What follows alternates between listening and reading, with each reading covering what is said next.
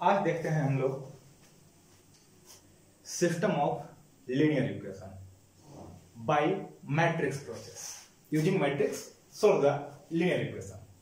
इसके पहले हम लोग पढ़ रहे थे इनवर्स ऑफ मैट्रिक्स, हम लोग वहां से इनवर्स निकालते थे। इनवर्स का यूज इसमें करेंगे हम। तो देखिए, तो अगर हम बात करते हैं इसका, तो solution of system of linear equation. तो लीनियर इक्वेशन में आप लोग पढ़े होंगे जितना वेरिएबल है उतना इक्वेशन होना चाहिए। तो जनरली हम लोग 3, 4 तक सॉल्यूशन कर पाते हैं। इसके बाद अगर ज्यादा डाटा है, 10, 20, 30 वेरिएबल है और आपको वैल्यू निकालना है, तो वहां से कोई रास्ता नहीं है। वहां के बाद फिर सीधा आप कैलकुलेटर यूज कीजिए, इक्वेशन डालिए, वहां से जो वैल्यू निकलेगा वो आएगा, क्योंकि वो बहुत लेंदी होगा। तो यहां तक हम 3, 4, 5 तक निकालते हैं। तो जनरली जो हम लोग यहाँ पढ़ेंगे वो 3 तक हम पढ़ेंगे। तो पहले समझते हैं दो इक्वेशन को हम। तो साइमल्टेनियस इक्वेशन रहेगा कैसा? a1x b1y a2x और b2y इक्वल टू c1 और इक्वल टू c2। हम पहले बात कर रहे हैं 2 वेरिएबल का। यहां 2 वेरिएबल हैं और यहां 3 वेरिएबल की बात करते हैं। तो यहां आ जाएगा आप लोग को a1x b1y c1z equal to d1 और a2x b2y c2z equal to d2, a3x b3y c3z equal to d3। ये 3 इक्वेशन है। तो सबसे पहला काम है हमको इसमें, इसको हम मैट्रिक्स के फॉर्म में कन्वर्ट कर लेते हैं। तो देखिए, मैट्रिक्स के फॉर्म में कन्वर्ट कैसे करेंगे? तो यहां से a1 b1 a2 b2 और यहां से आगे हम लोग को x और y। देखिए, first row first column a1x b1y, फिर second row second column a2x b2y। यहां 2 क्रॉस 2 का मैट्रिक्स है और यहां 2 क्रॉस 1 का मैट्रिक्स है। मतलब जो हम लोग को मैट्रिक्स तैयार होगा वो 2 क्रॉस 1 का तैयार होगा। तो यही तैयार होगा जो c1 और c2। कोई दिक्कत नहीं। अब इसी तरह से इसमें देखते हैं a1 b1 c1 a1 b1 c1 a2 b2 c2 a3 b3 c3 into x by z equal to d1 d2 d3। First row first column a1x b1y c1z equal to d1, ये first आ गया। a2x b2y c2z equal to d2, second आ गया। तो अगर हम अब यहां मानते हैं a, इसको हम जूम कर लिए a और इसको हम मान लेते हैं b, x और इसको हम मान लेते हैं b। तो हमको x का वैल्यू चाहिए। तो अब ऐसा करते हैं, अब हम समझते हैं अगर कि A इन्वर्टिबल मैट्रिक्स है, इफ A इन्वर्टिबल, तो हम लोग को आ जाएगा A inverse into A into x equal to B A inverse B। तो A इनवर्स जो तैयार होगा हम लोग को 2 क्रॉस 2 का तैयार होगा। तो 2 क्रॉस 2 और 2 क्रॉस 1 फाइनली तैयार हो जाएगा 2 क्रॉस 1 का। तो अब हम लोग कर सकते हैं x equal to A inverse B. तो ए एक्स का वैल्यू आ जाएगा, यानी कि हमको इसका इनवर्स निकाल करके इसमें मल्टीप्लाई करना है। सेम प्रोसेस यहां पर भी है। ए एक्स इक्वल टू बी मान लेते हैं, इसको हम ए माने हैं, इसको एक्स माने हैं, इसको बी माने हैं। तो एक्स का वैल्यू आ जाएगा हम लोग को A inverse B if A is invertible. ये इज इन्वर्टिबल कहने का मतलब determinant A not equal to 0, और यहां भी determinant A not equal to 0, यानी कि मैट्रिक्स सिंगुलर नहीं होना चाहिए। अब अगर मैट्रिक्स सिंगुलर हो जाए तो क्या होगा?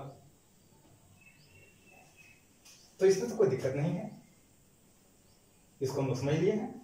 हम लोग को किसी का वैल्यू निकालना है, इनवर्स निकालना होगा। इनवर्स को निकाल करके कांस्टेंट के साथ, यानी कि जो d1 d2 d3 या फिर जो इक्वल टू में है, इसके लिए हम इसके साथ हम मल्टीप्लाई कर देंगे, वो हम लोग का आंसर होगा। अब थोड़ा सा इसमें समझते हैं कि कुछ और कंडीशन क्या क्या अप्लाई हो सकता है। अब यहां समझते हैं इक्वेशन कैसा कैसा हो सकता है। तो देखते हैं, अभी हम लोग बात जो कर रहे थे, if determinant A not equal to 0, अगर डिटरमिनेंट का वैल्यू 0 नहीं है, then system of equation is consistent and has only one solution, और केवल इसका एक सॉल्यूशन होगा। अब अगर यहीं पर समझते हैं, इफ ए इक्वल टू 0, अगर आपका डिटरमिनेंट ए का वैल्यू 0 हो जाए और साथ में and adjoint of A into B equal to not 0, और adjoint of A और B का वैल्यू 0 नहीं हो, then equation is inconsistent and has no solution.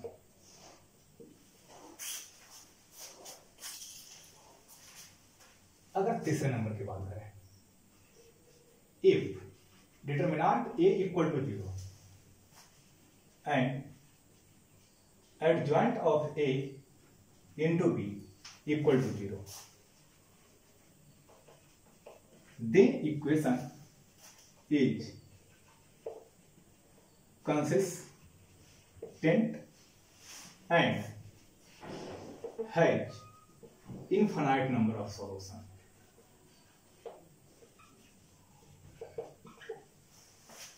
तो इसका सॉल्यूशन इनफाइनाइट होगा।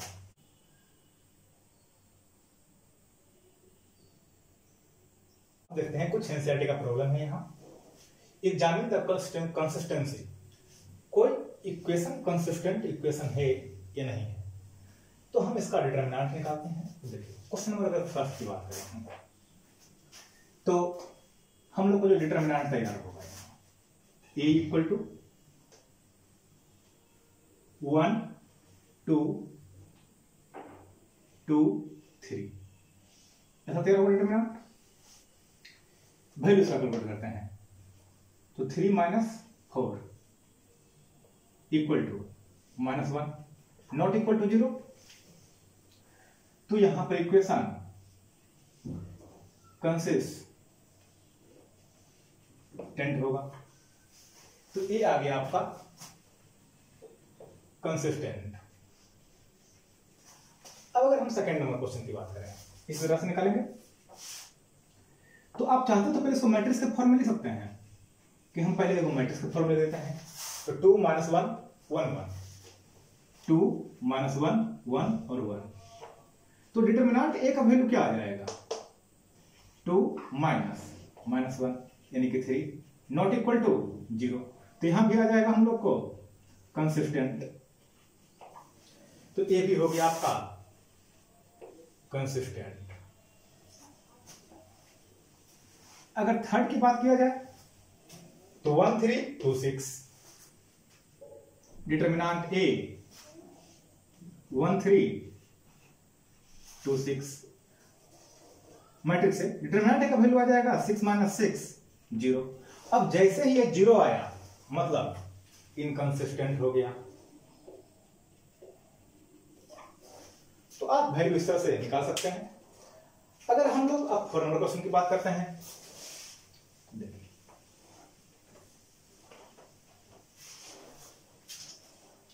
क्वेश्चन नंबर 4 की बात कर रहे हैं। तो यहां डिटर्मिनेंट ए जो तैयार करेंगे हम लोग, वो मैट्रिक्स तैयार करेंगे, वो आ जाएगा 1 1 1 2 3 2 ए 2a। तो डिटर्मिनेंट ए का वैल्यू कैलकुलेट करना है तो एक्सपेंड कर दीजिए। जरूरी नहीं है कि यहां पर आपको डिटर्मिनेंट का प्रॉपर्टी अप्लाई करना है। तो आप यहां पर एक्सपेंशन कर सकते हैं, 2 जीरो भी ला सकते हैं, हार्ड एंड फास्ट नहीं, 2 जीरो भी ला सकते हैं, जिससे आपको जल्दी सुविधा हो। तो यहां पर देखते हैं 1 बाहर कर रहे हैं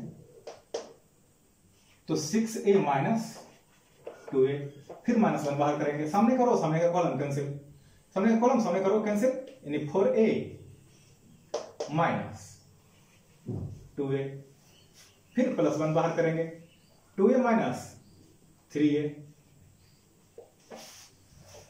यानी कि 4a minus 2a minus a, यानी कि आ गया finally a not equal to 0, मतलब कंसिस्टेंट हो गया है। तो ये आ गया आपका कंसिस्टेंट। अब अगले की बात करते हैं अगर इसका, तो देखिए थोड़ा सा समझिए ये क्या बोल रहा है। यहां पर x नहीं है मतलब 0 होगा, यहां z नहीं है मतलब 0 होगा। तो अगर यहां से a का वैल्यू निकालें हम, तो आप लोग को आ जाएगा 3 - 1 - 2 0 2 - 1 3 - 5 0। अब हम यहां से एक्सपेंड कर देते हैं इसको, तो 3 बाहर करेंगे -5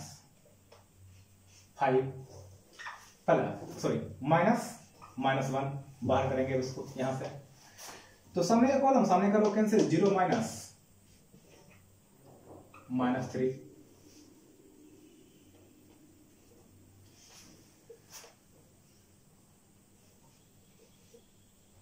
और -2 बाहर करेंगे, सामने का कॉलम सामने का रो कैंसिल, 0 -6, तो यहां आ गया -15 3 माइनस प्लस हो गया, यहां पर प्लस है +3 और यहां पर +12, यानी कि 0, मतलब ये हो गया आपका इनकंसिस्टेंट। तो इसका सॉल्यूशन आ गया, अरे ये जो इक्वेशन है ये इनकंसिस्टेंट है। अब इस तरह 6 निकालते हैं अगर हम लोग, तो 6 का भी सॉल्यूशन इसी तरह से करेंगे और आपको आना चाहिए ये कंसिस्टेंट आएगा आप लोग का। सो पहले देख सकते हैं आप लोग। अब हम समझते हैं कि अगर कोई इक्वेशन है तो सॉल्यूशन कैसे करेंगे। क्वेश्चन नंबर 7 की बात करते हैं। यहां फाइंड सॉल्यूशन है, तो हम लोग इसको तैयार कैसे करेंगे। तो पहले हम एक डिटरमिनेंट तैयार कर, मैट्रिक्स तैयार करते हैं इसको पहले। तो इसको लिखेंगे 5 2 7 3 और यहां x y, यहां आ गया 4 5,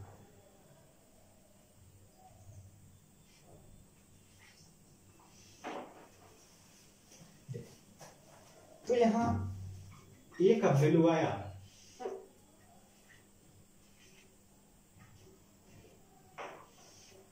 7.3।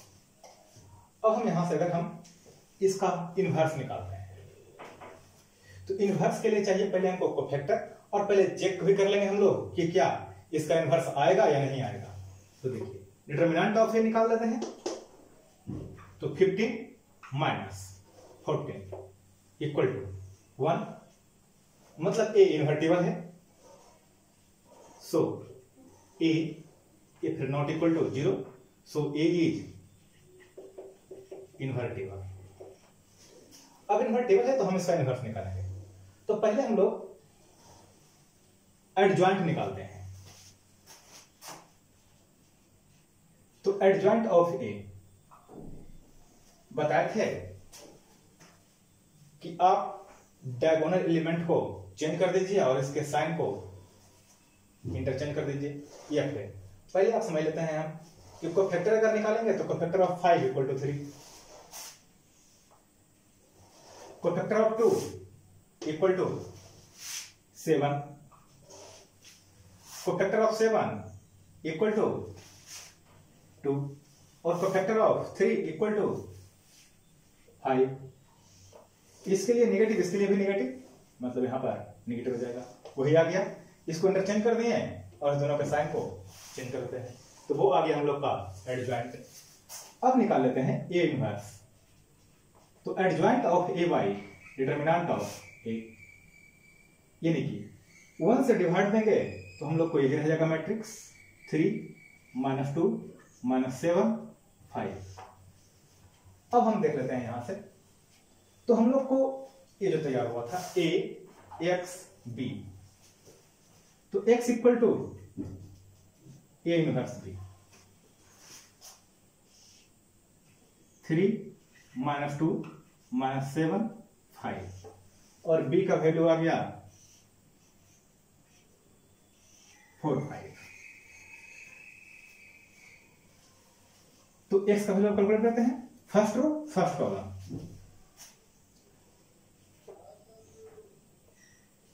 तो x equal to first row और first column 12 - 10 2, second row first column -28 और +25 यानी कि 3।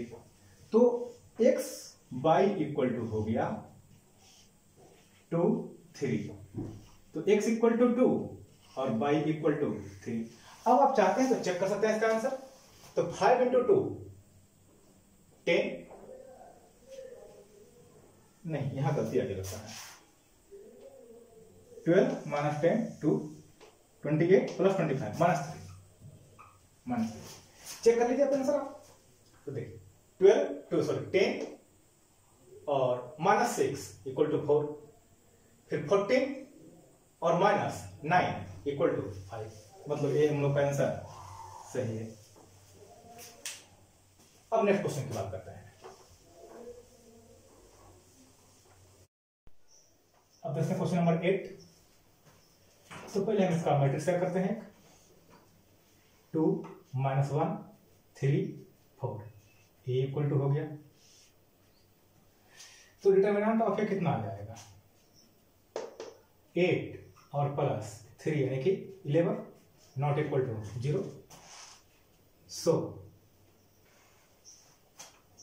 इसका हम लोग वैल्यू यानी कि ए इज इन्वर्टिबल, और कह सकते हैं ये कंसिस्टेंट है। अब हम लोग को जब ये इन्वर्टिबल हो गया तो अब हम यहां से इसका इनवर्स निकाल लेते हैं। तो A inverse equal to diagonal को इंटरचेंज कर देंगे, यानी कि 4 2, और इसको जैसा था वैसे ही छोड़ देंगे। इसका साइन चेंज करेंगे तो माइनस आ जाएगा यहाँ पर। अब हम बात करते हैं ए इनवर्स, तो आ गया, सॉरी एडजॉइंट ऑफ ए आएगा। तो ए इनवर्स का वैल्यू हो जाएगा adjoint of A by determinant of A, यानी कि ए इनवर्स का वैल्यू आ जाएगा 4/11, 1/11, 3/11 और 2/11, यहाँ पर माइनस। अब हम इक्वेशन को अरेंज करते हैं। 2 - 1 3 4 और यहाँ आ गया आपको x/-2 और 3। तो ये x माने हैं, इसको y और x और यहाँ हो गया b। तो x इक्वल टू आ जाएगा हम लोग को a इनवर्स b। तो a इनवर्स x का वैल्यू पहले हो गया हम लोग को x/, और a इनवर्स का मतलब 4/11, 1/11 माइनस 3/11 और 2/11 और माइनस 2 और 3। तो हो गया -8 और +3।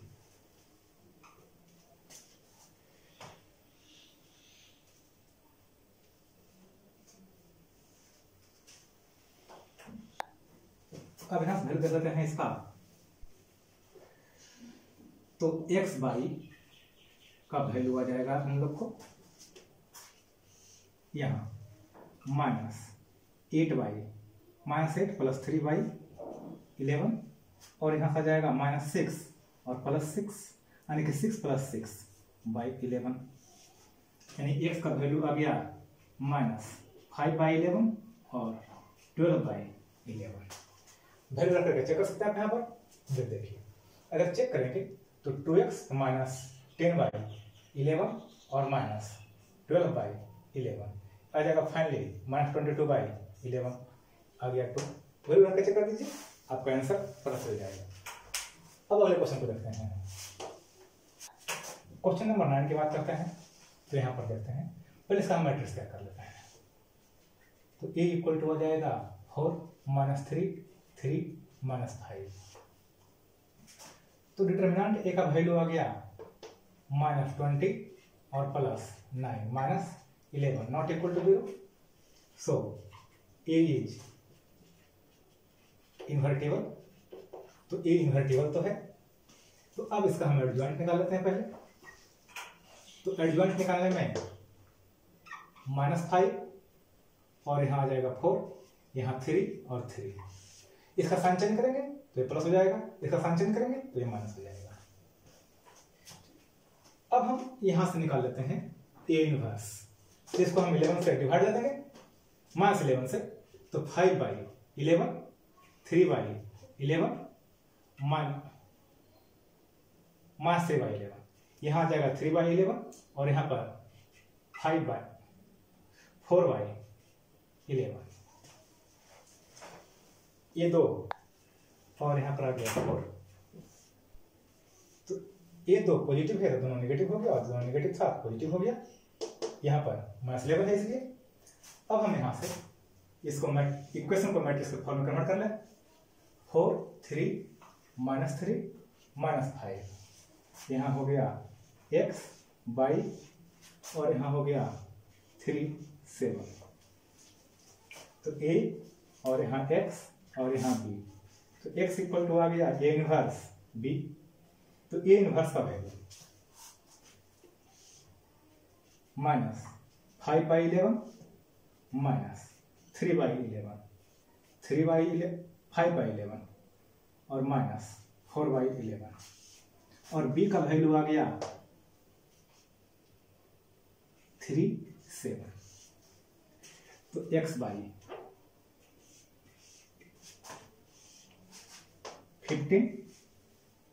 और -21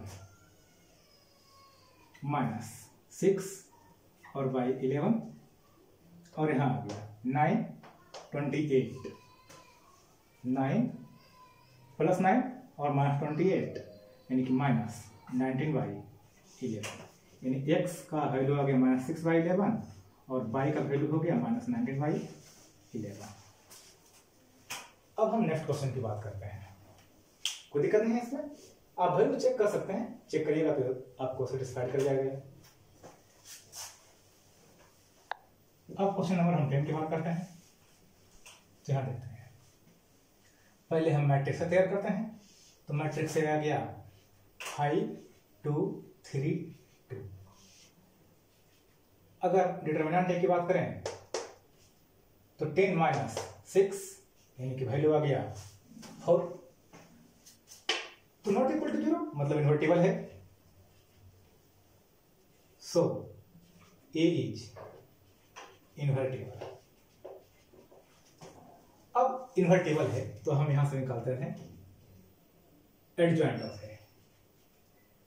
तो एडजॉइंट ऑफ ए निकालने के लिए 2 रो 2 कॉलम का तो बहुत सिंपल है, 2 2 3 5। डायगोनल को चेंज कर दिए हैं और विदाउट डायगोनल के साइन को हम चेंज कर देंगे। ए आ गया एडजॉइंट। अब इनवर्स निकालते हैं तो 4 से डिवाइड देंगे हर एक जगह पर। तो आप 4 को डिवाइड ऐसे भी दे सकते हैं, जरा इसमें फिर से देख लीजिए, 2 - 2 और -3 और 5। अब हम लोग को आ गया। अब इसको हम मैट्रिक्स के फॉर्म में कन्वर्ट कर रहे हैं। तो 5 2 3 2,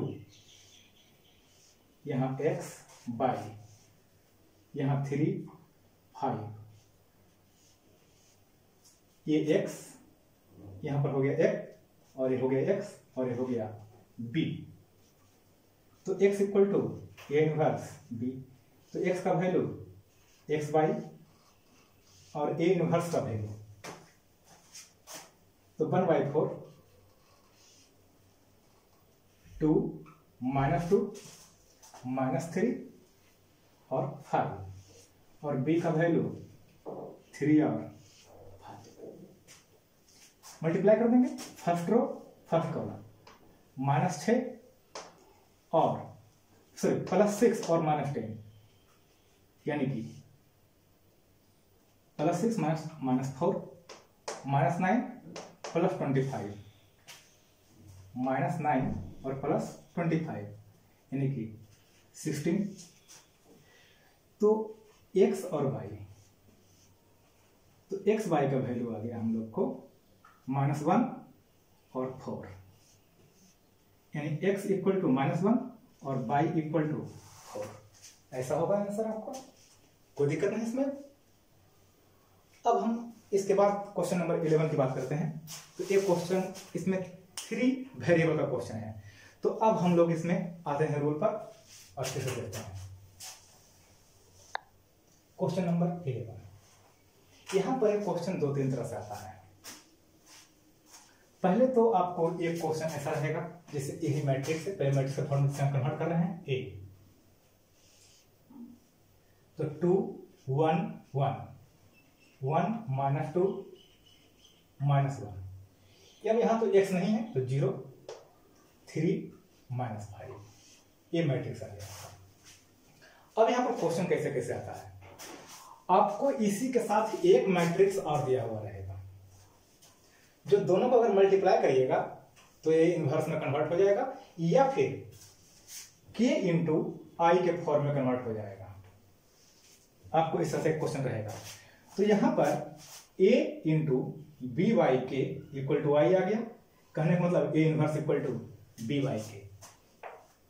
आपको वहां से निकालना होगा a इनवर्स। जो भी इसमें रूल है वो सब a इनवर्स निकालने के लिए रूल है। बाकी फाइनली सॉल्यूशन तो वही है कि x equal to a inverse b। Rule वही है, फाइनली रूल वही है। जितना भी रूल है सब अलग अलग, जो भी क्वेश्चन का पैटर्न चेंज करेगा उसमें क्वेश्चन का पैटर्न चेंज करेगा यही कि आपको एक मैट्रिक्स दिया हुआ है, सबसे पहले यही मैट्रिक्स देगा और बोलेगा फाइंड ए इनवर्स। अब अगर कुछ मेथड अप्लाई करना है तो वो मेथड अप्लाई भी कर देगा। जिसे एलिमेंट्री ट्रांसफॉर्मेशन अप्लाई करना है तो वहां लिख देगा by elementary row transformation, elementary column transformation और एलिमेंट्री ट्रांसफॉर्मेशन, जैसे भी बोलेगा। या फिर जो एक कंडीशन देख रहे थे a² + 5a + 7i = 0, इस तरह का कंडीशन अप्लाई करेगा। तो यहां से फिर a इनवर्स निकालने के लिए बोलेगा तो यहां से a इनवर्स निकालिए। a इनवर्स आपको निकालना ही है और अगर कुछ नहीं बोला तो जैसे इच्छा है वैसे आप निकाल दीजिए। तो पहला काम है हमको यहाँ पर ए इनवर्स निकालना। तो यहाँ पर हम जो ए इनवर्स निकाल रहे हैं वो जनरल मेथड से निकाल रहे हैं, नहीं कि एडजॉइंट लगाकर निकाल रहे हैं। तो चलिए, cofactor of 1 1, cofactor of 1 2, cofactor of 1 3। तो कोफैक्टर ऑफ 1 1 निकालते हैं इसका। पहले इसका हम निकाल रहे हैं। तो +10 प्लस 3 13 इसका निकाल रहे हैं। तो सामने का कॉलम सामने का रो कैंसिल, -5 इसके लिए माइनस आएगा तो बन जाएगा प्लस। अब इसके लिए निकालेंगे, सामने का रो सामने का कॉलम कैंसिल 3। अब C 2 1 C 2 2 C 2 3। देखिए अब इसके लिए निकालेंगे, सामने का कॉलम सामने का रो कैंसिल, -5 -3 -6 सॉरी -5 -3 -8 और यहां पर नेगेटिव है तो बन जाएगा पॉजिटिव। अब इसके लिए निकालेंगे, सामने का कॉलम सामने का रो कैंसिल, -10। अब इसके लिए निकालेंगे, सामने का कॉलम सामने का रो कैंसिल 6। यहां पर आ जाएगा नेगेटिव। अब फिर column 3 1 sorry cofactor 3 1, cofactor 3 2, cofactor 3 3। तो कोफैक्टर इसका निकालेंगे, सामने का रो और सामने का कॉलम कैंसिल, -1 -2 यानी कि +2, -1 +2 यानी कि 1। 3 के लिए निकालेंगे तो सामने का कॉलम सामने का रो कैंसिल, -2 -1 -3। अब इसके लिए आएगा नेगेटिव तो हो जाएगा पॉजिटिव। -5 के लिए निकालेंगे, -4 और -1 -5। ये आ गया कोफैक्टर। अब हम लोग एडजॉइंट निकालते हैं यहां पर सर। कोफैक्टर आ गया। अब हम यहां से देखते हैं, पहले अब वैल्यू निकालते हैं डिटरमिनेंट ए का। सब कोफैक्टर ए आ गया तो एडजॉइंट ए निकाल लीजिए पहले आप। एडजॉइंट ए, तो एडजॉइंट ए इसका जो आया है वो कॉलम में आ जाएगा। तो जस्ट हम उसी तरह से अरेंज भी किए हुए हैं, 13 5 3 8 -10 -6 1 3 5 -5। अब हम इसका वैल्यू चेक कर लें कि डिटरमिनेंट ए का वैल्यू कितना आएगा।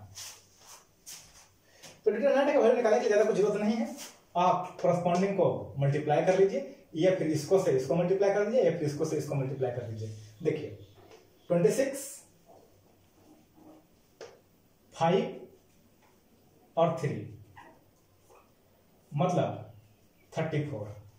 अब यहां की बात करेंगे तो ही आएगा 8 + 20 और +6 34। इसको अगर मल्टीप्लाई करेंगे इससे तो वही चीज आएगा। 0 हो गया, 9 और 25 34। तो कहीं से भी लाएंगे तो 34 आ जाएगा आपको। तो यहां आ गया हमको 34 मतलब इनवर्टिबल है। तो अब हम यहां से ए इनवर्स निकाल लेते हैं। तो 1/34 बाहर कर दिए, मल्टीप्लाई इसमें 1/डिटरमिनेंट ऑफ है और अब इस एडजॉइंट को सीधे लिख देते हैं हम। तो 13 8 1 5 -10 3 3 -6 -5। ये आ गया आपका इनवर्स। अब हम इक्वेशन को मैट्रिक्स के फॉर्म में कन्वर्ट कर लें। तो यहां से आ जाएगा 2 1 1 1 -2 -1 3 0 3 -5 और यहां से आ जाएगा x/z और इक्वल टू आ जाएगा 1 3/2 और 9। ये वैल्यू रह गया। तो हम इसका वैल्यू निकाल रहे हैं। तो इसका इनवर्स a हो गया, यहां x हो गया और एक b हो गया। तो x equal to a inverse b। तो x कहने का मतलब x/z और a इनवर्स। तो a इनवर्स का वैल्यू 1/34 है।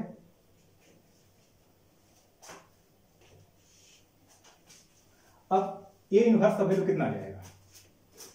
13 8 1 5 माइनस 10 3 3 माइनस 6 माइनस 5, ये वैल्यू आ गया। और यहां से अब हम मल्टीप्लाई कर रहे हैं 1 3/2 और 9 को। तो देखिए वैल्यू कैसा रहेगा, x बाई जेड। देखिए तो 13 प्लस 8 इंटू 3/2 12 और प्लस 9, यहां पर हम थोड़ा सा x बाई जेड 1/34 और करते हैं, इसको करते मल्टीप्लाई। तो 5 माइनस 15, पहले 5 दोनों मल्टीप्लाई करेंगे, माइनस 15 और 27। अब इसको मल्टीप्लाई करेंगे तो 3 माइनस 9 और माइनस 45, यानी कि x बाई जेड का जो वैल्यू है वो आ गया 1/34, 25 और 9 34, 27 और 5 32 माइनस 15 17, 45 और 9 54 और माइनस 3 51, माइनस 51। अब डिवाइड करते हैं यहां पर, तो x बाई जेड अब हमको वैल्यू आ जाएगा 1/2 माइनस 3/2। तो x का वैल्यू हो गया 1, y का वैल्यू हो गया 1/2 और z का वैल्यू हो गया माइनस 3/2। ये हो गया 3। अब यहां पर अच्छे समझ लेते हैं कि ये इनवर्स जो भी रूल है सब यहीं तक रूल है, इसके बाद रूल हर जगह से अप्लाई होगा। तो आपको कैसे डिमांड करता है, एनसीईआरटी में इस पर 3-4 क्वेश्चन और भी है, और कहीं पर शायद एक क्वेश्चन में लिखा हुआ भी है find A inverse, A inverse निकालना है। तो ए इनवर्स तो किसी में भी फाइंड ए इनवर्स रहे या नहीं रहे, आपको तो ए इनवर्स निकालना ही है। और एक क्रैमर रूल भी होता है, तो उसके थ्रू भी सोल्व, लेकिन मैट्रिक्स का यूज करना है तो फिर ये यूज होगा। क्रैमर रूल डिटरमिनेंट का होता है, तो यहां पर मैट्रिक्स के एप्लीकेशन करके इस रूल से हम लोग, तो ए इनवर्स निकालने के लिए जितना रूल चेंज हो जाए, यानी कि एलिमेंट्री ट्रांसफॉर्मेशन या फिर एडवांस लगा कर निकालिए, या फिर ए इंटू बी 2 रहेंगे दिए हुए, उसको लगा करके अप्लाई करिए। कुछ क्वेश्चन मिसलेनियस का और भी होगा, उसको देखेंगे। और आप लोग अब इसका जो बचा हुआ क्वेश्चन है वो सोल्व करेंगे, और अगर कुछ सोल्व नहीं होता है तो कमेंट करके बताइए, सोल्यूशन देने का कोशिश करेंगे जल्द से जल्द।